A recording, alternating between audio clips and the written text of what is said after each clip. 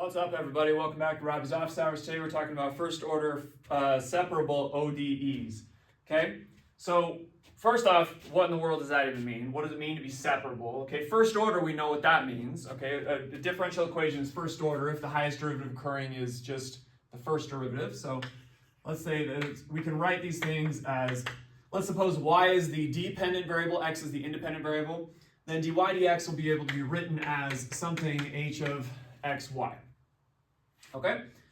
Now, what could that look like? For example, we're going to say, like, for example, we could give something like dy dx is equal to, I don't know, something simple like x squared plus y squared, something along those lines. Okay? So in this case, the h of x would be that particular thing. All right? Now, the definition of separable is very simple. So we say dy dx equals h of xy is separable. Okay, we say it's separable if, well, I can write h of x, so h of xy is a function of x and y, I can write it as a function of x multiplied by a function of y. Okay, so I can kind of like separate the variables out into a product of the function of x and the function of y. That's what we're saying. So basically we're saying that if dy dx can be represented as f of x times g of y. Okay? Now, in general, it's incredibly hard to say whether an ODE is separable or not, because what that's saying, like, what this is saying is, look, does there exist a function f only in the variable x, and does there exist a function g only in the variable y, such that you can write something like this, h of xy, in this example, x squared plus y squared, as an f of x times g of y. Well, think about the kind of daunting task that is, right? Like, what that's saying is search all possible functions, okay, well, there's a lot of them, and see if you can do this. It's like, good luck with that, okay?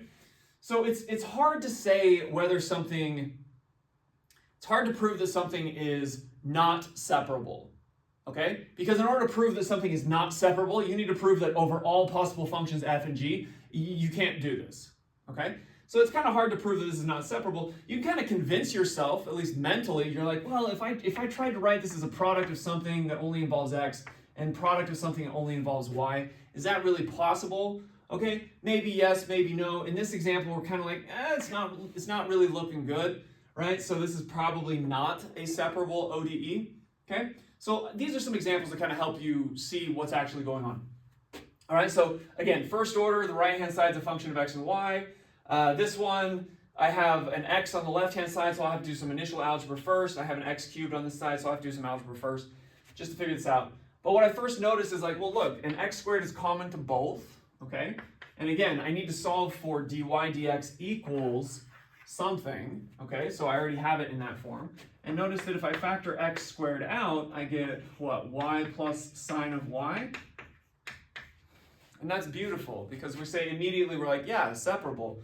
Here, f of x is equal to x squared, that's this term, okay? And then what's g of y?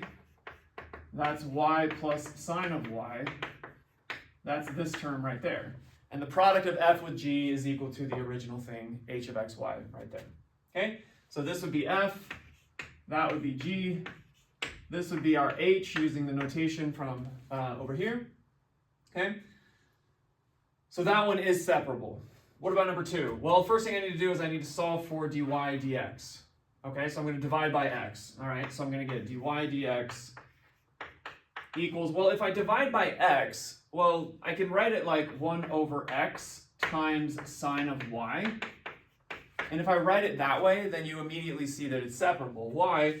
Well, because this term becomes f of x, this term becomes g of y, and I see that their product is equal to dy dx. So yes, this one's separable.